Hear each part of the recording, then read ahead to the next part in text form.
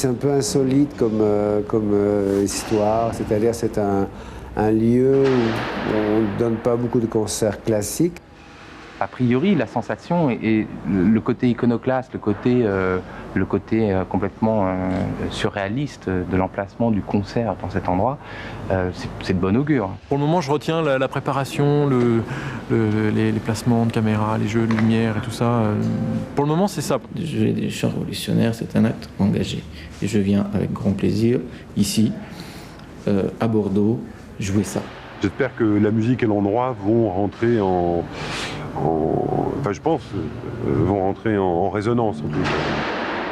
Novembre 2002, Bordeaux inaugure le premier festival Novare. Certains se souviennent, la rigueur automnale célébrait le retour de l'illustre festival Sigma. Alors Novare serait-il le phénix renaissant de la création contemporaine ?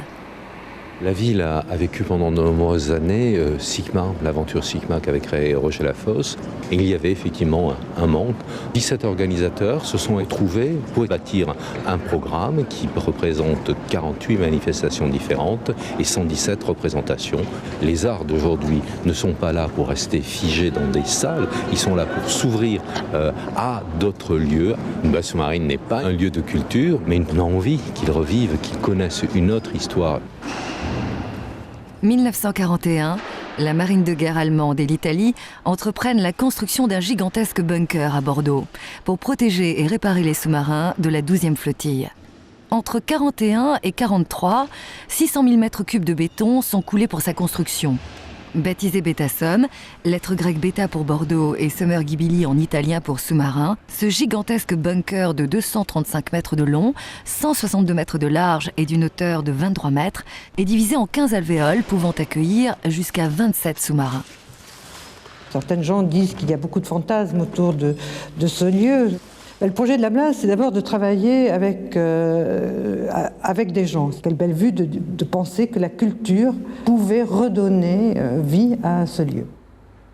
Alors il y a eu diverses réflexions sur le devenir de cette base sous-marine, à la fois sur l'aspect de son histoire et d'un devoir de mémoire que nous avions vis-à-vis de Bordeaux, vis-à-vis de ce quartier.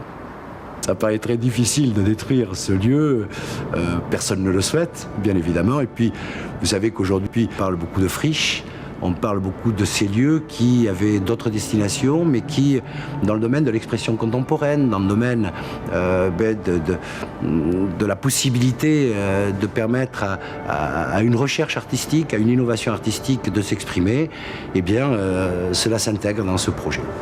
Une société de production audiovisuelle décide de créer l'événement au cœur de l'édifice de béton. Des artistes de renommée internationale proposent une relecture de leur répertoire lors de 6 concerts classiques pour la télévision. L'idée d'arriver ici, c'est une déduction, un peu une analyse de ce qui était en train de se passer, on va dire, dans le domaine de la télévision et de la musique. On s'est dit, eh bien en fait, on va être un peu plus courageux que tout le monde et on va créer notre propre événement de façon à pouvoir maîtriser l'endroit, donc un endroit qui soit payant visuellement. On a pensé à plusieurs endroits, mais c'est vrai qu'il y en avait un qui nous faisait un peu fantasmer, dont on avait entendu parler, c'était cette base sous-marine. Et là, François est venu la voir et je crois qu'il y a eu un vrai coup de cœur pour ce lieu. L'idée qui s'était imposée à nous très vite, c'est qu'il fallait employer la spécificité de cet endroit, c'est-à-dire une des alvéoles qui nous donne un fond de scène incroyable avec de l'eau, avec une perspective étonnante. Restait à trouver comment installer une scène. Et on s'est dit, le plus intéressant, de manière à la fois poétique et pratique, c'est d'installer un plateau en porte-à-faux entre la terre et l'eau. On a choisi de mettre la scène en biais pour qu'elle soit hors la géométrie du bâtiment. Donc qu'elle soit comme un objet rapporté. On a fait les premiers plans et les premières modélisations en 3D. L'intérêt, c'est de marquer cette perspective, de vraiment dessiner son ampleur, que l'on marque ensuite par un jeu de rectangles comme ça extrêmement fragiles et frêles par ces toiles qui émergent de l'eau.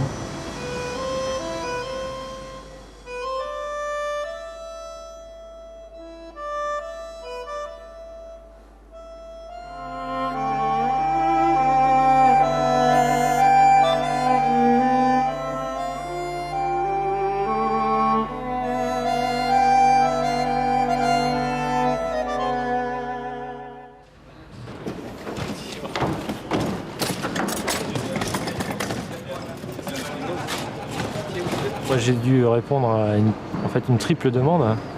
c'était d'éclairer un lieu, d'éclairer un concept scénographique, puisque dans ce lieu on amenait aussi des éléments qui ne lui sont pas propres, les toiles en l'occurrence, et éclairer quand même aussi une scène avec des artistes, et que tout ça joue à la fois pour la vidéo et pour le public. Entre la lumière de concert et la lumière vidéo, il y a une très très grande différence parce qu'on parle pas de la même chose en fait. Nous on raisonne en termes d'éclairage pour le public, donc de scène, et eux évidemment ils raisonnent en termes de rendu sur l'image. Donc en fait c'est des problèmes après d'équilibre, de lumière, d'équilibre de température, enfin c'est quand même relativement compliqué. Ouais. La méthode de travail a été effectivement au début de régler la priorité des priorités, c'est-à-dire comment éclairer ces 100 mètres, cette perspective de 100 mètres, avec des toiles qui plongent dans l'eau. Voilà. Et que tout ça ait l'air un peu magique. Au niveau de la pénombre, ce qui peut avoir vraiment un niveau minimum d'attente. Il faut pas prendre ce bleu-là. Nous remettons en congrou peut-être. Là, dans ce que j'ai vu d'une lumière d'attente pour l'entrée du public, c'est pas bon quoi. On n'est pas du tout mystérieux. Là, ça devient pas mal effectivement. On peut faire une espèce de dégradé d'intensité aussi. 24 heures avant les premiers accords, l'installation scénographique s'achève. Les équipes de télévision investissent les alvéoles du gigantesque bâtiment. Avec une précision méticuleuse, travelling, plongée totale, caméra latérale, téléobjectifs sont agencés selon des positions mûrement réfléchies par le réalisateur. Demain, les performances musicales seront captées par 8 caméras. Tu as quand même l'accord, si tu d'accord, tu auras la base en plus. Le problème, c'est que comme ta tête. Oui, absolument. On te fait 20 cm de plus au-dessus. Je me suis dit, je vais essayer d'aborder ça avec ce qui me plaît, faire une télévision dont j'ai envie, moi, en tant que spectateur, avec une approche qui est un peu une approche de fiction, avec une scénographie, avec une lumière un peu travaillée, puis avec un découpage, avec des plans qu'on peut voir plutôt en fiction, davantage que à la télévision couramment. Dans un lieu où la scénographie était aussi sophistiquée, aussi perturbante, aussi étrange, il fallait qu'en plus, sur scène, le contraste soit pas trop grand et qu'on ait des artistes qui également aient un pouvoir visuel fort. Programmer de la techno, de l'indus, des choses comme ça, c'est redondant dans un lieu comme ça. C'est plus intéressant de jouer le paradoxe et d'amener de la fragilité, d'amener des choses un peu subtiles, les choses les plus humaines possibles en fait, dans tout ce béton et dans tout ce passé lugubre.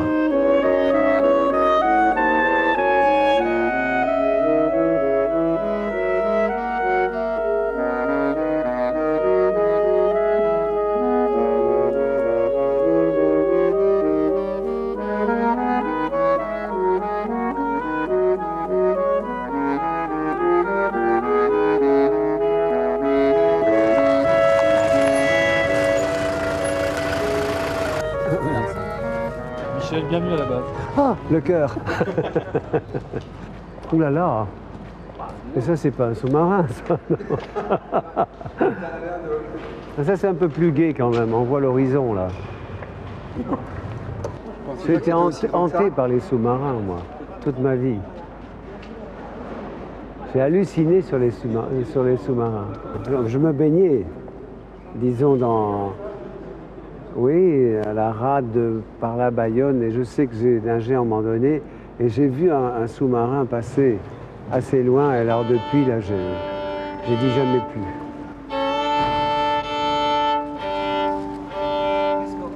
Est-ce qu'il y a eu déjà des spectacles ici ou pas? Non. C'est la première fois alors? Vraiment, enfin, dans ce dispositif-là. Dans ce dispositif-là, non. Et la musique, elle a existé déjà ou pas? Le premier soir, le premier spectacle. La musique, ils essaient de la faire venir ici, dans un autre dispositif. À nous de voir un peu l'acoustique, comment j'en parlais tout à l'heure. Je vais voir un peu, je vais sortir un peu l'instrument.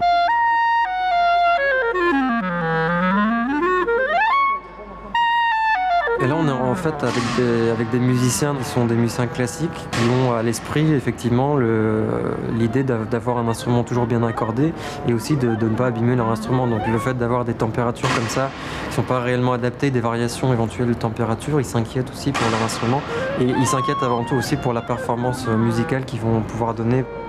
En fait, c'est là-bas que ça résonne. Ici, le sol en fait absorbe pas mal, donc vous avez une acoustique qui est finalement assez. Alors, il faut que le son soit porteur là-bas sans qu'on ait l'impression que ce soit une cathédrale. Ouais. Michel Portal hier soir qui m'a dit qu'il ne garantissait rien pour sa clarinette le soir à cause de cette histoire de température, notamment dans le grave. On m'a toujours appris que, vous savez, le son, s'il n'y a rien derrière, c'est très grave. Et là, on est c'est pas à ciel ouvert, mais on n'a pas de répondant, disons là. Donc le son est complètement dispersé. Contrairement à ce que je m'étais dit au départ en arrivant, on n'arrive pas si difficile au niveau de la prise de son, parce que l'acoustique est assez réverbérante, mais avec la scène qui a été faite sur mesure pour le lieu, on réussit à avoir des conditions de prise de son qui sont finalement pas faciles, mais acceptables, on va dire.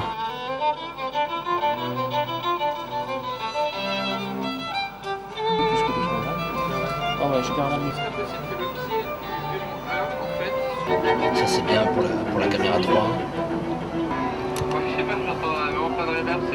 La 4 Je te dis. C'est la M6000 là, je vais essayer de voir les choses pour décoller un peu les... La dernière fois que je t'ai vu, c'était...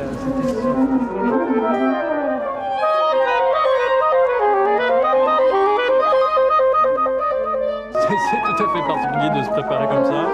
Et là, on est un petit peu tendu quand même, mais tout va bien se passer. C'est pour ça qu'on se retrouve un peu là à retravailler un peu lentement, parce que cet après-midi, il a fallu faire plein de choses. Et donc, on essaie de recaler un petit peu nos partitions lentement, tranquillement. Et donc là, je crois qu'on va s'accorder. C'est le moment.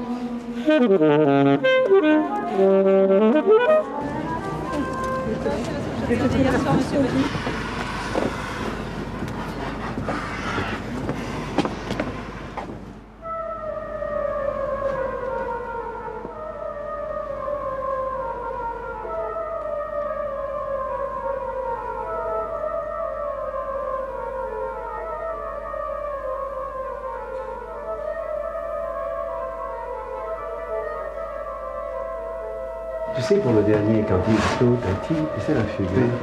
Oui, bon. Parce que j'ai essayé de le coller, mais c'est trop grand ça, pour les pupilles. Là, tu le tiens un peu comme ça. Ça tient ça avec les cartons.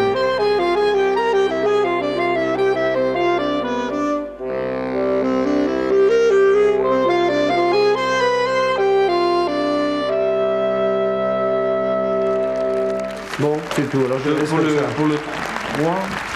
Non, je me débrouille. Bon, c'est tout. Donc je laisse comme ça. Bonne chance, bon courage.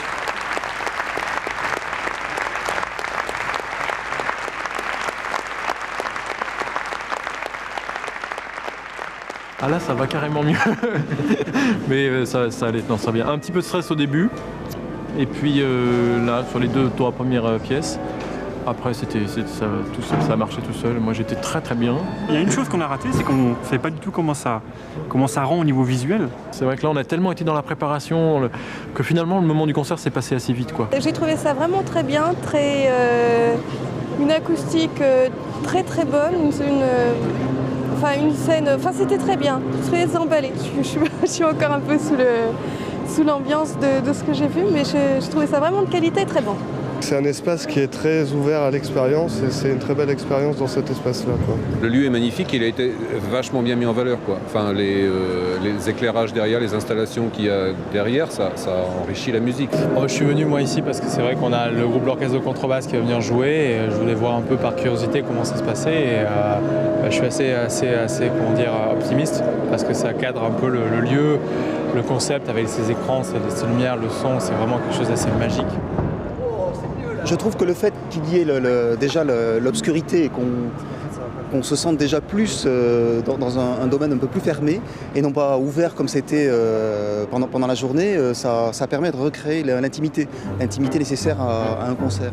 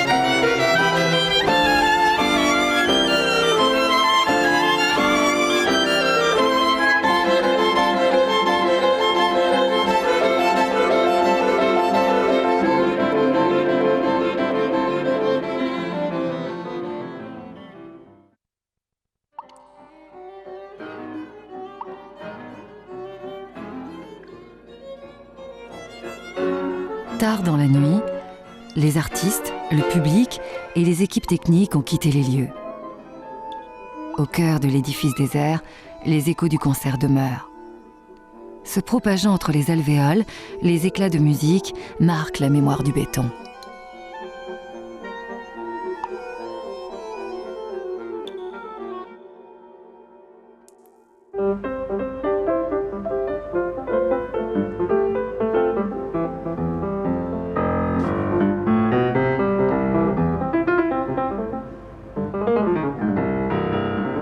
Improviser, c'est une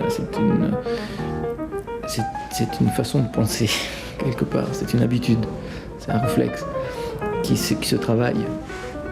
Et c'est vrai que quand on n'a pas l'habitude, ça fait un peu peur, quoi.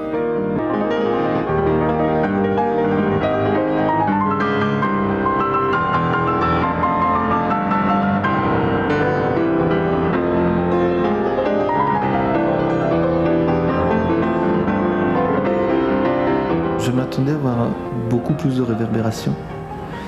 En fait, la réverb qu'il y a dans la salle est très belle. Elle est courte.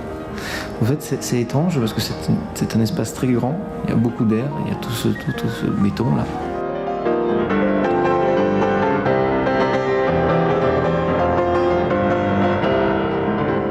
Du fait que la façade est assez forte, du coup, j'ai un très gros retour du côté de l'eau. Et donc moi je m'entends très bien acoustique, comme si j'étais dans un club. Et en plus j'ai cette espèce de son de salle qui part d'un côté, qui me revient de l'autre, que j'entends arriver jusqu'au fleuve. J'aime bien.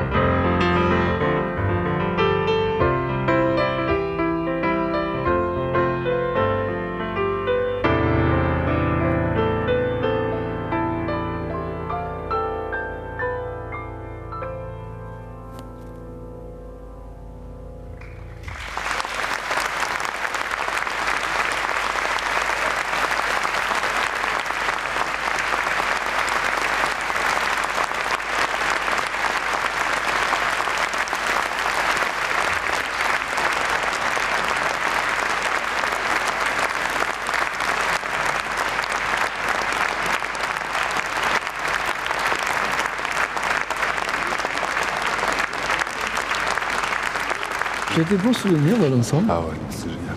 J'en ai partisan, moi je te dis encore le... C'est fini pour le premier concert. Ok, on peut mettre là, ça y est, le public est bon, donc on se retravique tout le monde. Lumière d'attente. J'ai dû avoir 2 secondes de panique. Le reste ça allait. À un moment donné, j'ai eu 2 secondes de panique. J'ai la vraie panique aussi. Ouais. Qu'est-ce que je vais faire? Tu sais, tout d'un coup, au fait, c'était quand on démarrait le mouvement lent? Un petit trou de concentration. Non. C'était quand j'en suis sorti.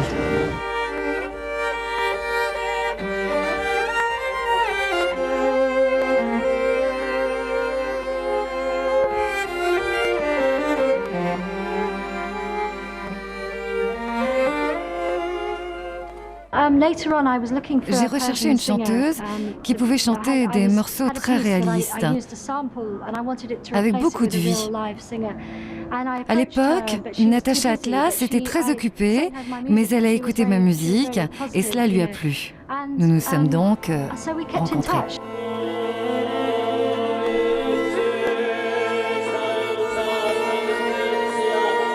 Moi, dans le car, moi j'ai tellement de problèmes à gérer que je suis pas dans l'émotion du tout du concert, forcément. Mais ce que je vois, ouais, me plaît plutôt. Le que regret, c'est pas être dans la salle, en fait. Julie Ponchot. D'ici une vingtaine de secondes, elle va chanter, Natacha. Je pense que je vais avoir de la matière pour monter aussi, et c'est ce que je voulais à l'origine. des films mettant en image la musique de manière un peu spéciale. À la fois avec donc cette perspective étonnante et puis avec cette envie d'un découpage jouant sur des valeurs très très larges avec toute une ampleur qu'on ne peut pas avoir dans des salles classiques. Et puis en même temps, à l'opposé, des valeurs très très serrées, des détails, tout ça sur les instrumentistes, leurs mains, leurs instruments, leur visage. Le toit sur Jocelyne. Attention pour Natacha.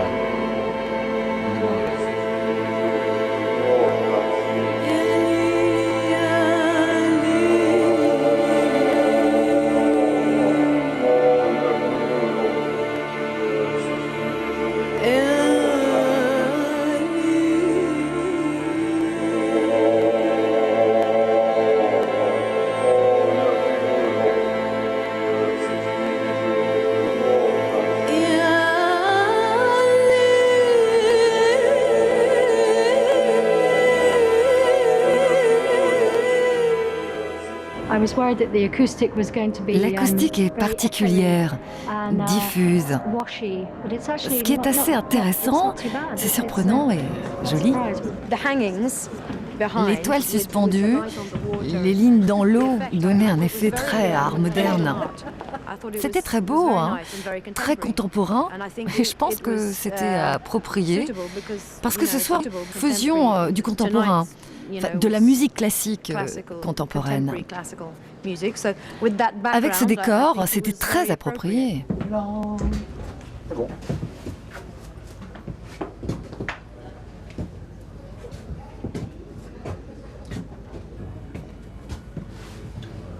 Tu fais ça à Bandier. L'orchestre de contrebasse est né d'abord en 1981. Donc j'ai appelé, je sais pas, 30, 40 contrebassistes qui ont presque tous dit non, c'est de la folie de faire ça.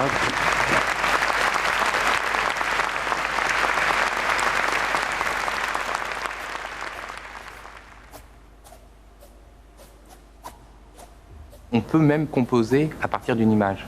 C'est-à-dire qu'une image peut nous donner l'inspiration d'un morceau, c'est-à-dire peut nous obliger à simplement à nous servir d'une partie de la contrebasse, la partie disponible, par rapport à l'image. En même temps, c'était tellement naturel de faire un truc théâtral avec un instrument comme ça. C'est-à-dire que quand tu mets 6 contrebassistes sur une scène, déjà, ça te fait un truc...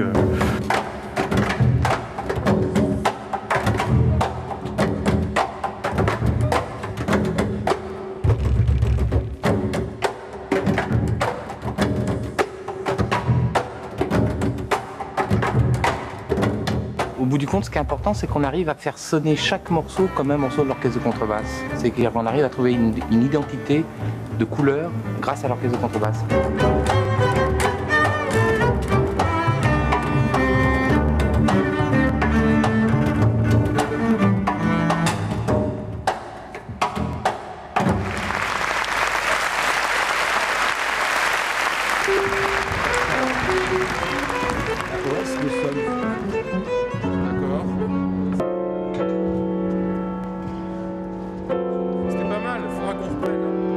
Finalement, c'est assez étrange parce qu'on a une espèce de bloc de béton, enfin, une espèce de gruyère géant, là, enfin, tout rectangulaire.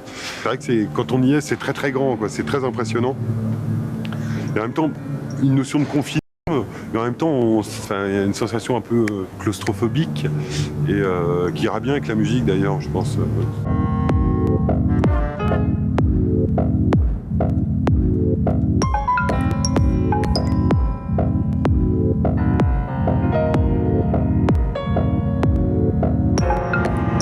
Quand on réfléchit à écrire une pièce, on réfléchit à une forme. C'est un jeu d'objets sonores, c'est un jeu de mouvement, d'arrêt. Il y a des moments très extatiques, il ne se passe pratiquement rien, plutôt long, puis des moments plus denses. Parce qu'en plus, il y a un côté revendiqué techno. Sur certains morceaux, il y a des cellules écrites. Les musiciens ont des consignes d'improvisation très très strictes.